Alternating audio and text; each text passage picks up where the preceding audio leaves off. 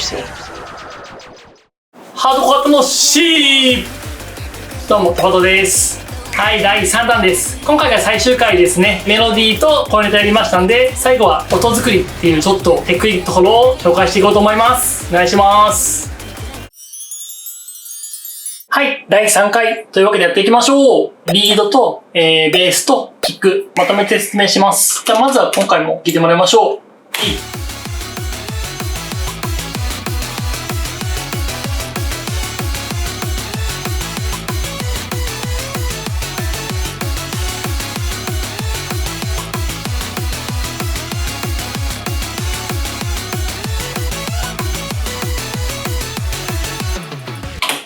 という感じですね。で、この部分のまずリードから説明しましょう。ソロで流してみます。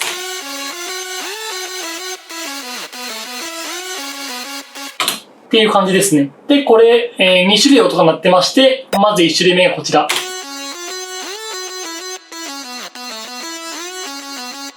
いわゆるディストーションがかったパキッとしたリードですね。で、もう1個が、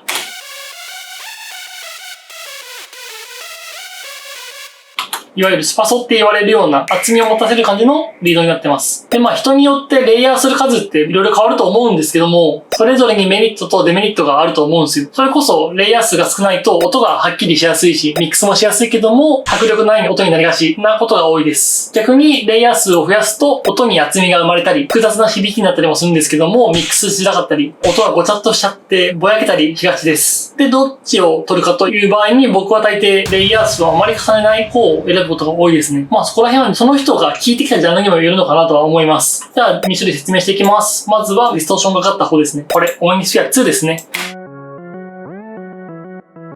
めっちゃシンプルなオルガンですね。これにエフェクトをどんどんかけていきます。まずは、キロハーツのピッチシフター。これでオクターブ上に上げてます。で、オクターブ上に上げるってことは、シンセ側で上げてもいいんじゃないって思うんですけども、このピッチをかけることによって、ノイズが多少かかるんですね。で、そのノイズによってディストーションのかかり具合が過激になってくれるんで、このピッチシフター側で調整してます。で、次が、この間編でも登場しましたが、フラッシュでディストーションとコンボルブ、ギターのアンプ感出たような音になります。これで。で、ソーセージファットなみんな大好き。これでちょっと音に迫力を増してます。で、この次が、はい、また出ました。OTT みんな大好き。これで音を割とまとめてます。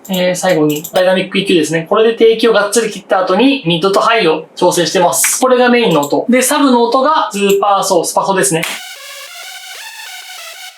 こちらは、セラムから出してます。買ったプリセットをいい感じに編集してますね。プリセットはね、便利だからみんな使いましょう。エフェクトも割と調整のみというか、OTT とダイナミック EQ だけなんで。で、これを合わせて鳴らすのが、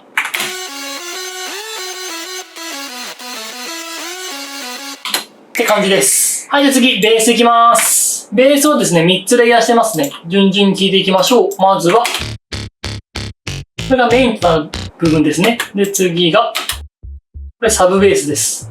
で、ラストが、アタック部分ですね。ちょっとドンクっぽい音を使ってます。3つレイヤーしてますね。全部セラムで作ってます。で、ベースのメインの部分は自分で一から作ることが多いです。ガバキックとか、そういうやつは一から作ることが多いですね。ベース、おののエフェクトはやっぱりお決まりと言いますか、OTT とか、ダイナミック EQ とか、そんな感じですかね。で、僕はキックサンプリング派です。なんでかというと、鳴らしたい音に対してサンプリングの方が手早くできるからですかね。キックに対して言えば。今回は、メインとなるキックの上に、ディスコっぽい感じの音を乗せてます。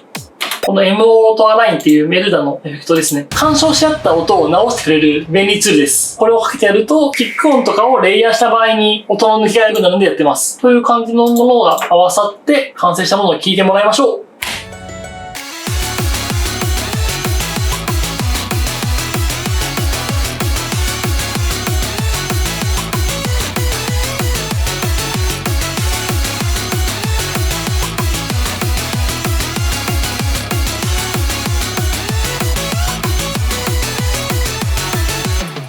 というわけで、3回にわたって説明しました。パートライト DTM 講座いかがでしたでしょうか？こんな感じで意外とシンプルなことを積み重ねてできてるんで、案外敷居は低いのかなって思います。なんでぜひチャレンジしてもらえると幸いです。以上、パートライトでした。バイバイ。